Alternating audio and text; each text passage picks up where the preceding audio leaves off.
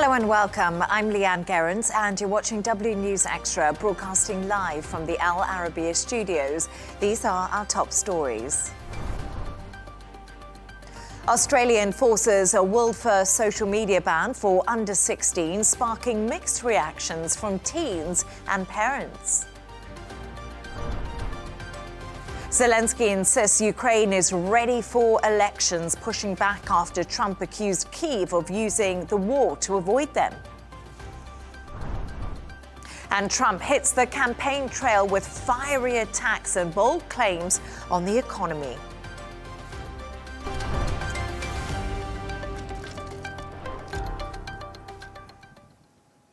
Now, Australian Prime Minister Anthony Albanese has hailed his country's move to ban social media for children under 16 as world-leading as the law came into force today.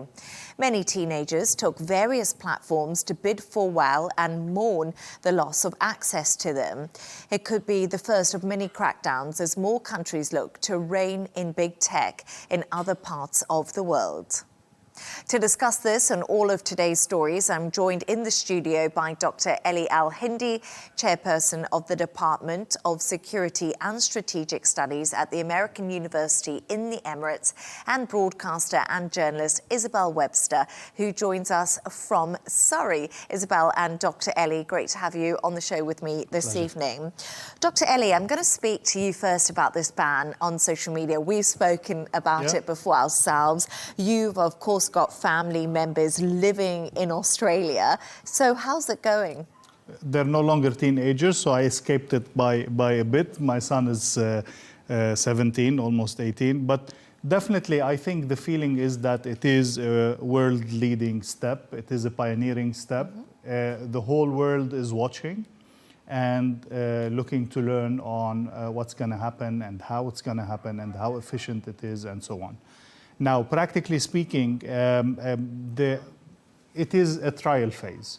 And in that trial phase, it's not a complete, perfect implementation. There are some hiccups, there are some issues, there are some unclarities, and definitely the efficiency is not 100%. On the other hand, we know for a fact that some kids have already found a way around it, and they are already enjoying their social media normally, if I may say, or at least through different ways. But again, I think looking at it all together, I think it's a very positive step. For me as a parent, I strongly encourage and believe in it. And I know the vibe among most of the parents around at least family members and friends and so on do feel that it was a step in the right direction and that the government is helping them in controlling what could be very difficult to control without such a law among their children. And I know that I'm going to bring Isabel into this conversation, but we've spoken before, and I'm not a big fan of this ban, and I've made that clear many times before, and I'm also not a parent, so that's something that Isabel and you understand a lot better than me. But one of my criticisms of this ban is dating websites are excluded from this ban, as well as gaming platforms, as are AI chatbots, which have recently made headlines for allegedly encouraging children to get involved in really dark scenarios and self-harm. And Isabel, you're a parent, of course. You know, what do you make of this ban? And in many ways, I think there have been critics to it because it's been so rushed and it's difficult to implement on a large scale. I think from what you're saying, your main objection to it is that there are other workarounds, that there are other sites that are causing harm. And the response to that surely would be to tighten the loopholes, not to say that the ban isn't worthwhile. Now, I'm not somebody who's in favor of banning things. I take a pretty liberal view that most adults should be able to choose within reason, as long as it's not going to harm anybody else, what they want to do. But we're not talking about adults. We're talking about under 16s. We know all the evidence has mounted up up in recent years about the frontal cortex not being developed in the brain until actually as late as the mid-20s, and that affects your ability to evaluate risk, it affects your ability to make a judgment call. And so, the Australians have come out with this groundbreaking policy, which is to stop these, what they describe as predatory algorithms from being accessible to children. Now, who have I heard speaking out against that today? Elon Musk. Well, Elon Musk's own children in the large part are estranged from him. He's not somebody I'd even probably trust with my own children. So whether or not we should be trusting, the future of whole swathes of society to him, I don't agree. But experts that I hear from, Jonathan Haidt, who's a leading expert from the United States on this, thinks it's a fantastic move today. Now, you can argue whether or not we're all spending too much time on our screens and it's the way of the world, and I'm not trying to suggest we all go back to Enid Blyton days where we're climbing trees.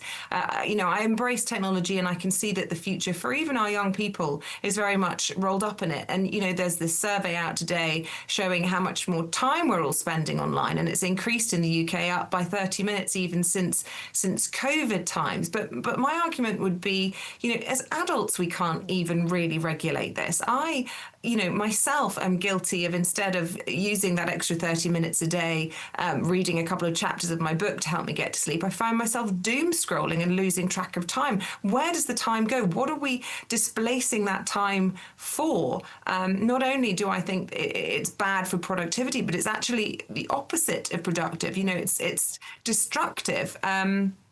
So I welcome the ban. I think that, a lot of countries will follow suit. Certainly my son's school, he's 10 years old. So in this country, it's year 5.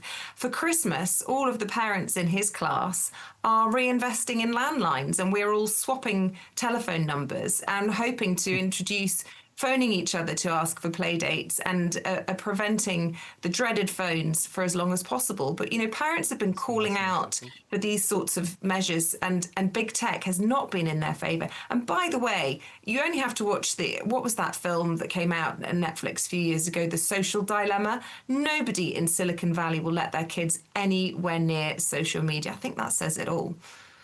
I do believe that several countries are going to follow the same track. We already know that there is already a draft in Denmark setting the age even at 15, not 16, because of course it's linked to maturity age and legal maturity age. And again, if it is successful, I hope it will trigger a general trend that would really find ways to protect the children from harmful abuse or harmful targeting in that sense. But Dr. Ellie, you're a professor yourself, you work with children, you know them well, maybe a little bit older than the age of 16.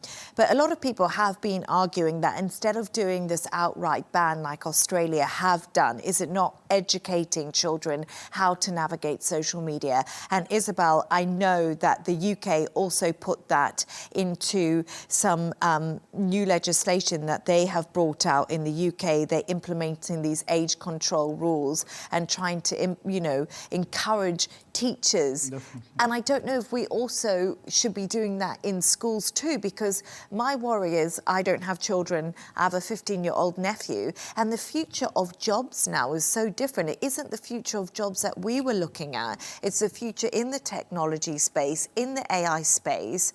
So isn't it a better way to do it in schools, maybe? It's definitely needed and urgent to do it in schools, but it does not negate the ban. I think the ban sets the parameter, the framework of what should be completely not allowed.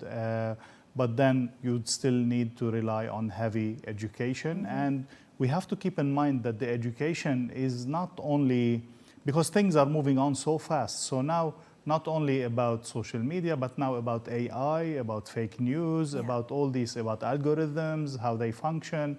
All of these stuff, they need to, relevant to age, of course, start to learn about them. And also the educational system need to learn how to adapt to all these things. Now, keep in mind that we are not banning kids from the internet, because the internet is now an integral part of their life, their research, their studies, all of this.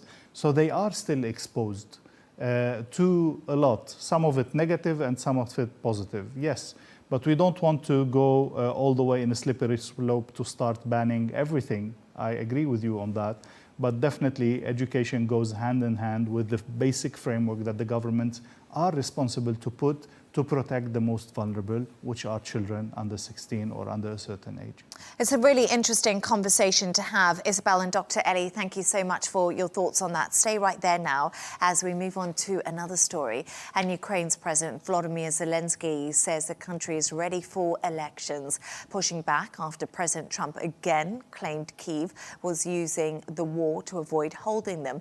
Zelenskyy says he's asking the US and European partners to help guarantee security so a vote could be held within 60 to 90 days. Isabel, how much of a knee-jerk reaction is this to Trump's recent comments? Because obviously all of us saw that Politico interview that he did yesterday calling on Ukraine to hold elections. Yeah, I think there is a knee-jerk element to it. I think the interview that Donald Trump gave to Politico was deeply alarming, not just to Ukraine, who see increasingly the rhetoric coming out of Washington as being directly out of Moscow. You know, this, what they're talking about, the ceasefire deadline of Christmas. Well, it sounds like, you know, the Russian demands are very much trumping the wish, the sovereign desires of Ukraine. But yeah, the reality is President Zelenskyy is going to be in a very difficult position to come up with the goods and do an election in 60 to 90 days, as he said he would. Number one, he said he would need American and European support and security, not only to hold the line against the Russians, but to make sure that this was possible. Now, firstly, I'd point out that today we've heard from the German national security spokesperson saying that given this national security strategy that we've heard coming out of the States, they don't even consider that. Not only do they consider America to now be a disruptor in Europe, but they actually couldn't rule out American interference in German elections. So if the Germans are saying that about a Western country, a previous ally, could Ukraine even depend on America to help them conduct free and fair elections? I'd also point out that just the practicalities of having an active war going on. You know, how on earth would the Ukrainians who are now in Russian-occupied Ukrainian territory cast a vote? How would the Ukrainian soldiers on the front line be freed up in order to do that? And how would we ensure that those Ukrainians, and let's not forget there are millions of them living abroad because they fled the barbaric and terrifying bombardment of their country, how would they be guaranteed that their votes would be counted as well without interference from Russia, who we know have this track record of cyber interference in elections? So it's fraught with problems. And I do think it's a bit rich that, you know, we've heard Trump in that Politico interview coming out and saying, well, you know, you can hardly call Ukraine a democracy anymore. Well, you know what? The Americans didn't say that about Great Britain when Winston Churchill remained beyond his term, because we were at war, and that was enshrined in our constitution, unwritten though it is. And the same situation in Ukraine, because martial law was activated when Ukraine was invaded. Yes, we see Zelensky's time in power has expired, but you know, he is adamant that, and I think it's universally accepted by most people, that it's not the time for an election now. Indeed, even Ukrainians are saying they don't want an election now, and it is the central tenet of democracy, isn't it, that a country has to be free to choose its own path and its own destiny. So what Trump thinks is one thing, but you know, I also would like to hear him criticizing Putin and his lack of democracy there, because we only have to ask what happened to Alexei Navalny to see what he does to people who oppose him politically. And I think that a lot of people will be thinking exactly the same thing as you, Isabel. And Dr. Ellie, I just want to bring you some breaking news line we are getting through from Zelenskyy on this very topic. Zelenskyy says he's discussed means of holding elections with Ukrainian parliament. But as Isabel just pointed out there, how many difficulties they'll have to overcome to hold a free and fair election where every Ukrainian citizen is able to vote. If they live abroad, if they're fighting on the front line, it's a very difficult task. But I think if elections are held in Ukraine by hook or by crook, because it almost seems impossible at this stage, will Zelenskyy actually win that vote? Let me just take it a step backwards, and I say I agree on all what you're saying and Isabel is saying, and I agree on the principle of it, but we should not simply give in for the fact that any country at war does not hold elections. But that's sort of been the status quo for years, especially in Europe. Well, we've seen countries all around the world being pressured by the international community to hold regular elections because they are the foundation of democracy. A leader like Zelenskyy, who won elections not by a landslide, has taken the country in such a direction that I think he needs to go back to the Ukrainian people and ask them, do they still want his leadership? Do they still want the way that he is going? We definitely have seen a lot of resentments. We definitely have seen a lot of corruption within his inner circle. We've definitely know for a fact that the Ukrainian people is so fed up and so tired of this war. I wouldn't be surprised if they don't vote for him. He might still win, of course. He might decide not to run altogether. But again, let the Ukrainian people decide, even if it's not 100% for all the Ukrainians, even if it's not 100% organized. I am in favor of holding an election, and there's not a conflict on every piece of the land of the Ukraine. Definitely there is a special circumstance in the east that could be dealt with, like so many occupied countries have dealt with it. It is not an excuse not to hold elections and not to renew the trust of the Ukrainian people, be it in this leader or in a new leader. And it's quite interesting because I think, you know, there was a corruption scandal that did hit Zelenskyy's government and lawmakers, and we saw people very close to Zelenskyy himself have to resign from their position. And I have been hearing a lot of people talking about how there is now discontent and criticism of the Ukrainian government, especially because the energy infrastructure has been hit so hard, and part of where that money was coming from in the corruption was they were creaming off the top of the energy companies. So now people are seeing that their lights aren't coming on, but that their lawmakers did make a lot of money instead of investing back into the energy system in Ukraine. So the country's definitely facing some problem, Isabel.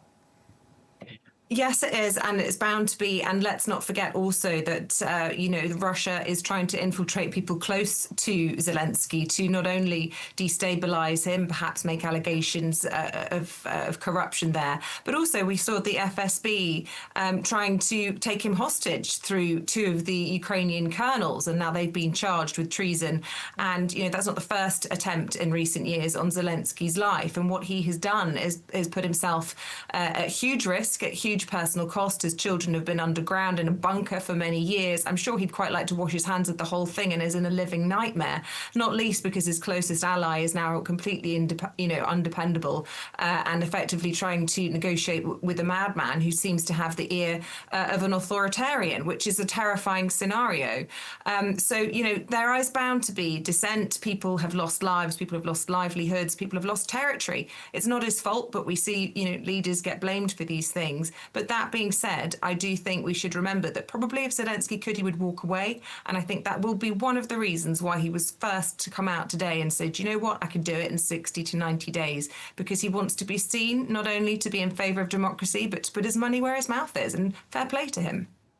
Yeah, definitely. Let's see if that election happens, because as we spoke about, the practicalities of organising one during wartime is said to be very difficult. But thank you for your thoughts there. Let's move on to another story now. And Donald Trump has returned to the campaign trail, aiming to reclaim the economic narrative amid criticism of his handling of inflation. He attacked immigrants and revived old controversial remarks about certain countries, while dismissing concerns about rising prices as a hoax. The president also targeted Democratic figures and touted tariffs and farm bailouts as proof of his economic success. Take a listen. They gave you the highest inflation in history, and we're bringing those prices down rapidly. Lower prices, bigger paychecks. You're getting lower prices, bigger paychecks, but they use the word affordability, and that's their only word. They say, affordability. And everyone says, oh, that must mean Trump has high prices. No, our prices are coming down tremendously from the highest prices in the history of our country. So before we get into his affordability chat, I just want to bring you some news. In the last few minutes, the Federal Reserve has cut by a quarter basis point, which was widely expected by analysts. So I think Donald Trump will be happy with that. Instead, we must remember inflation is running at 2.9%, near 3% above the Fed's preferred rate of 2%. So it's difficult to see where we're going with this, but a cut's happened by the Fed. It's their last meeting of the year. We know Jerome Powell's on thin ice when it comes to Donald Trump. But anyway, good news for lots of people in America with that rate cut happening. But let's talk a little bit about Trump and hitting the campaign trail again. I haven't seen him do a rally like that for a little while. Sure. Is it a sign that Republicans are possibly concerned now because the midterms aren't that far away? Definitely they are concerned, and definitely they are not doing well. Polling for them is down, support for them is down. We've seen that in the past elections, in the recent elections, and it's gonna get worse by the time of the start of the campaigns of the midterm elections in less than a year now. I think they are aware of this, and I think the bigger problems they have is that the Republican Party have almost been reduced to the Trump Party, and that there's very little anyone in the Republican Party can actually do to start to bring the support back up again. That's why he had to take it. He had to do that kind of rally, and definitely he will do more of this as we come closer to that stage. Now, speaking about the economics, definitely the economic has become the most important issue for the American people. Definitely the situation is not as good as he promised it would be, and is not good in general. And this is probably the Americans would vote for this based on this before anything else. And that's why I think he's also trying to bring in migrants again and illegal migration, because it's a hot topic, because it could bring people back closer to the Republican Party. But for a fact, the tariffs, the policies that he's using will definitely make things worse before they start to get better. Even if all of it works as he wants it to, we will see a period of a worse situation before things start to get down. Will this happen before the midterm elections? This is the big question. And I also think you touched on something there. Cost of living strains have been thrust into focus, and that's due to the recent local elections that we did see, like you did mention, with the Democrats winning races in New York, New Jersey and Virginia, and all their campaigns were actually focused on the economy. Sure. And that is clearly what people in America are now worried about. But Isabel, does Donald Trump still have the power to really command a crowd, or do you think he's kind of got out of touch with what America wants? Because I think a lot of criticism has been on the fact that he's been focused on foreign policy so heavily. Yeah, I mean, I don't know if it was just me, but did you think that his response there from the crowd was a little bit muted compared to his usual rallies? They didn't seem as fired up. And, you know, he campaigned on this ticket of trying to make America affordable again. And then he appeared to be mocking affordability as an issue. I mean, he is deeply out of touch. Everything in his home is gold plated. All he's done is, you know, stick gold things into the White House. The average American was hoping that he was going to make life more affordable. And now he's saying it's a hoax. He's, you know, he's denying that inflation is even a problem. And Americans, you know, his core, his base are a little bit baffled. And we have to remember, he's on thin ground. He's in his second term. It's the traditional lame duck territory. He's coming up to his first year in power, which means there's a limited time that he can continue to blame his legacy from his predecessor. How long is it going to take him to sort out the economy after Biden? And also, he's alienating some of his MAGA base through the Epstein files. We saw the attack dog there.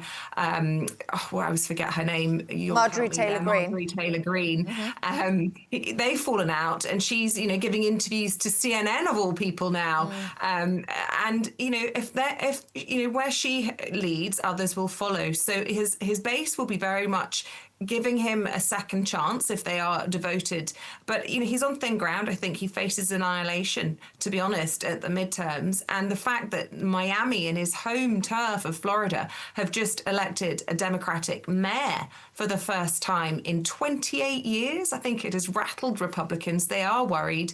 And as I said on the previous story, and I agree with Dr. Ellie, he has become bigger than the Republican Party. I mean, even his team negotiating the ceasefire with Ukraine are not the elected officials. It's not Marco Rubio who's doing the back and forth with Zelenskyy and Putin, but it's his mate who does deals, and he's a property developer, Stephen Witkoff, and his son-in-law, Jared Kushner. So, the Republicans know that he's not a true Republican, probably, given that he also used to be a Democrat himself. So, it's coming home to roost. I think it's going to be a difficult couple of years now for Trump, but he feels good when he's on the stage. He can give it all the hyperbole.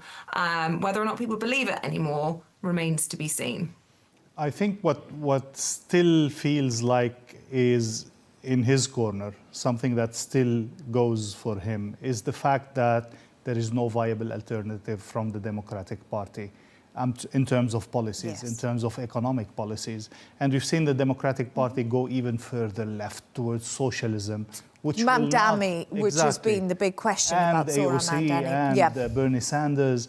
This will not fly in the US. The people would still choose Trump, in spite of all his craziness, than socialism per se.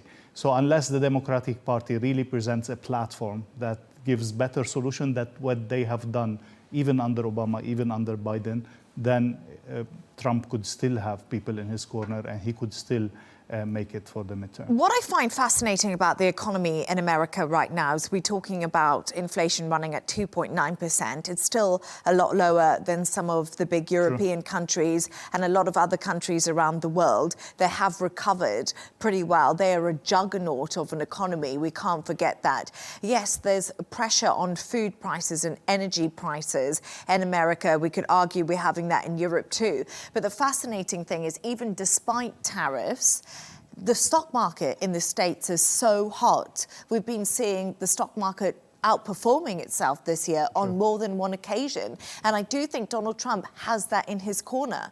People are still investing in American companies, and the tech, AI companies, NVIDIA, so much is doing so well that it's really difficult in some ways how hard it is to argue on the economy when the stock market is doing well. And I think that is what Donald Trump is going to campaign on going forward. We have to also remember the number of foreign direct investment he's bringing in, be it from the Gulf or other countries.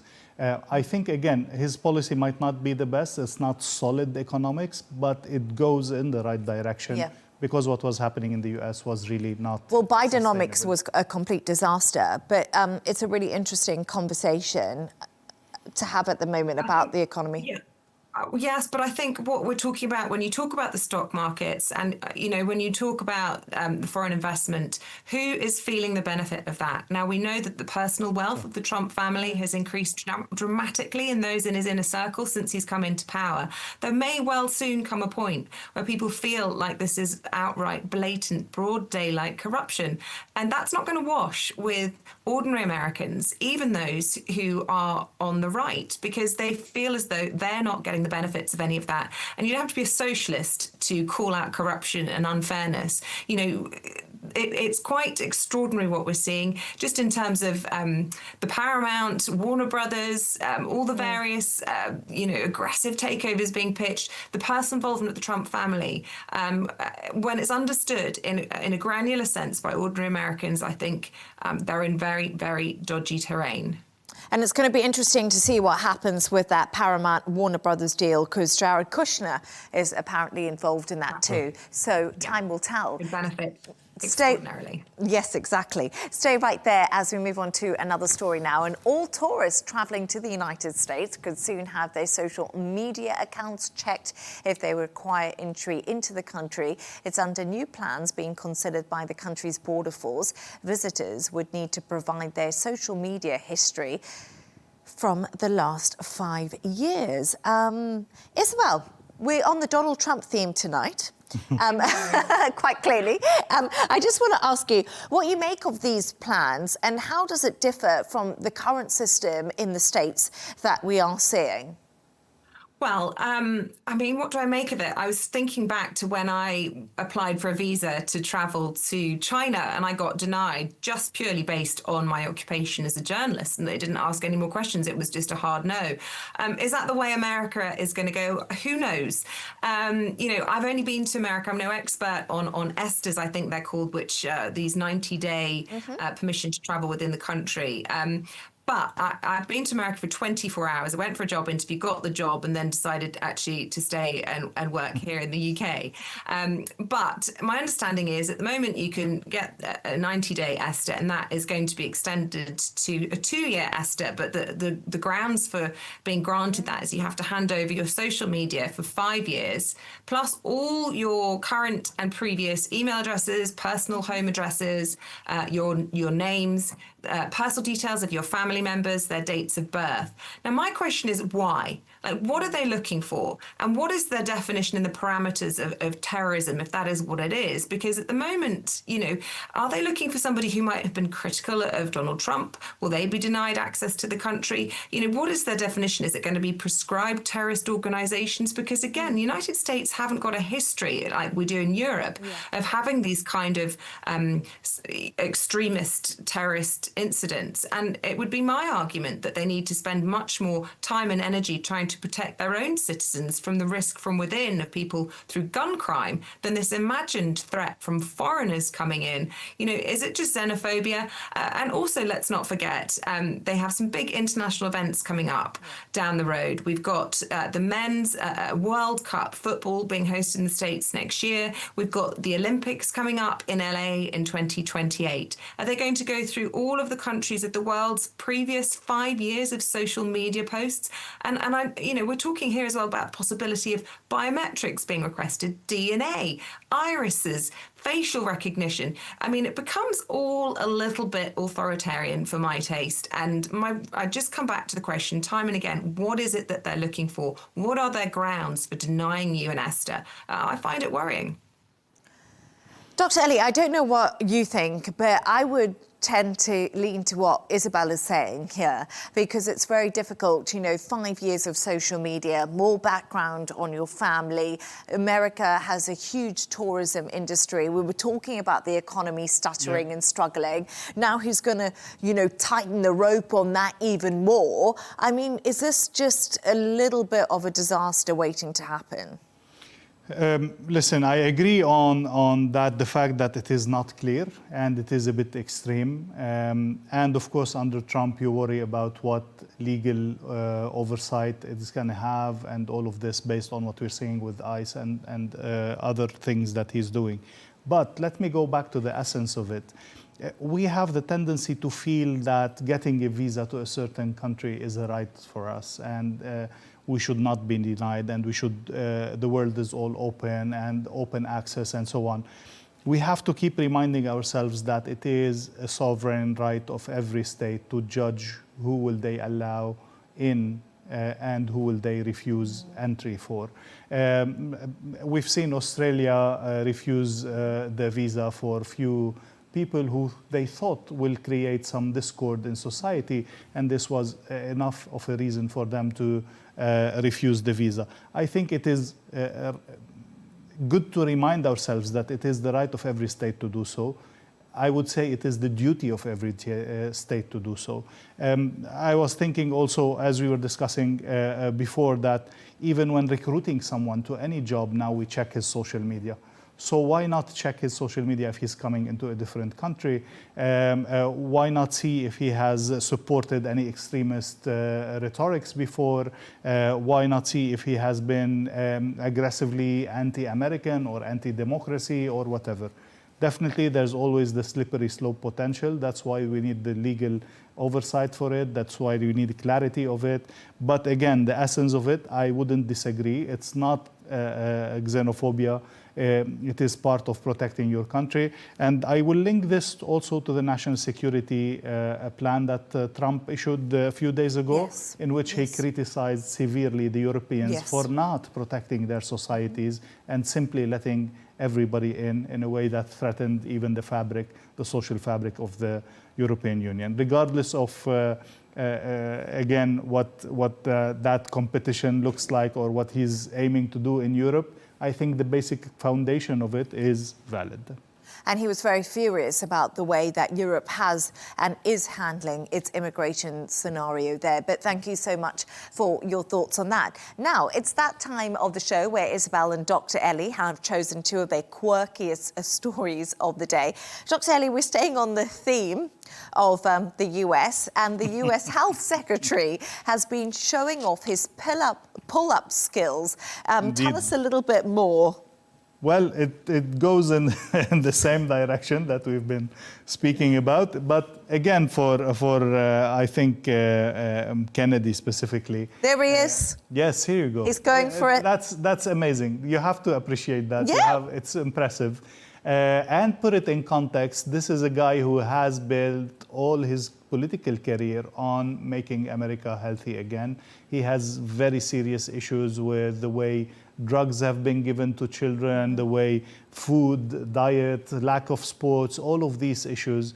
And again, once again, I find myself completely agreeing with that kind of thinking, that it is part of the state's duty to encourage any kind of potential healthy behavior, including sports, including this. Now, should the minister be doing that? That's a different thing. Should we putting such bars or any other, sports equipment in airports? Why not?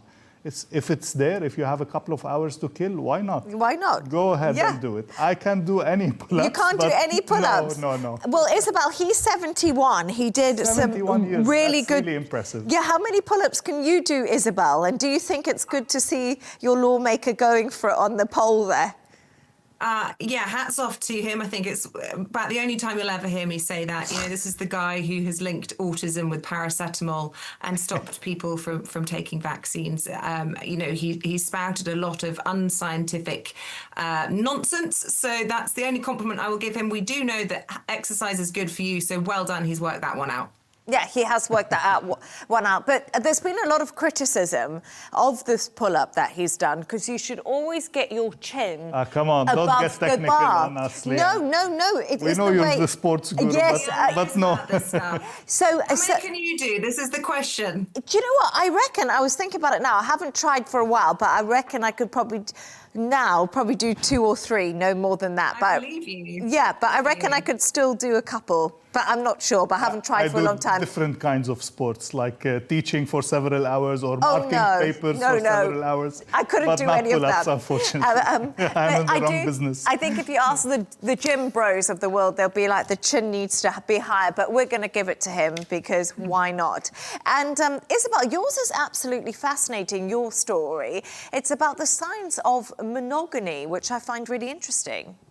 Yes. So how monogamous are humans in a league table with other species? This is a groundbreaking world first, where they look at sibling, what was the phrase they used? Whether or not they are the proportion of full sibling to part sibling as a measure of monogamy. And they compared 100 human different societies with 34 animal species. And they found overall that irrespective of religion or where in the world humans come from, we have a monogamy tendency of around 66%. We are in the Premier League of species that like to live monogamously. Above us are beavers at 70%. And right at the top are the very sweet Californian mice, who are ultimately the most faithful you could ever imagine. Now, the science behind this is that if you are a species or a society that has a high proportion of full siblings, then that is deemed to mean that you are in sort of a monogamous relationship. If there are lots of half siblings, then there's promiscuity or polygamy going on. Now, the naughtiest, most promiscuous animals are, would you believe, our closest cousins, the primates, at around 4%.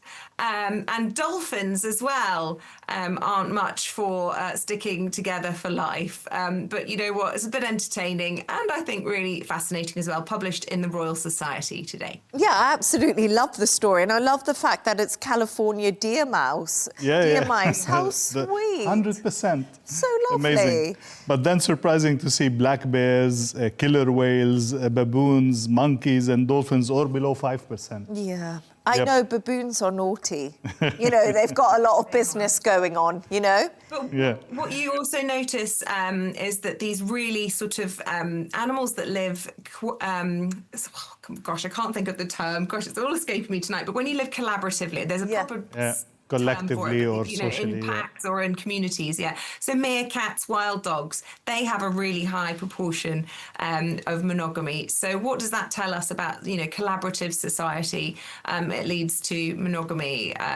Fascinating, all of it. Anyway, Cambridge University did the science. They're much more erudite at expressing it than me. But it's really interesting. But when I first saw this, and before you explained to me how it was done, I thought that all the humans who said they were 66% monogamous were lying. I was like, they must have been asked when their partner was there. But actually, now you've explained it, it's definitely more accurate. And I shouldn't be so cynical. No, but this is exactly, this is what makes a couple's relationship special, because the tendency is not 100% to be monogamous, especially the psyche of a human being. So they've got to then if you're willing to do the effort and to commit, this is the value of a couple. And to commit to keep working on it. Definitely. Isn't it? That's the whole point to it. But thank you so much. That was a great conversation. Thanks to our guest, Dr. Leigh Al-Hindi, chairperson of the Department of Security and Strategic Studies at the American University in the Emirates, and broadcaster and journalist Isabel Webster, who's joined us all the way from Surrey. And that's all from us on W News Extra. Don't forget to subscribe to our YouTube channel and, of course, follow us on X. G&T will be coming up next. Goodbye and thank you.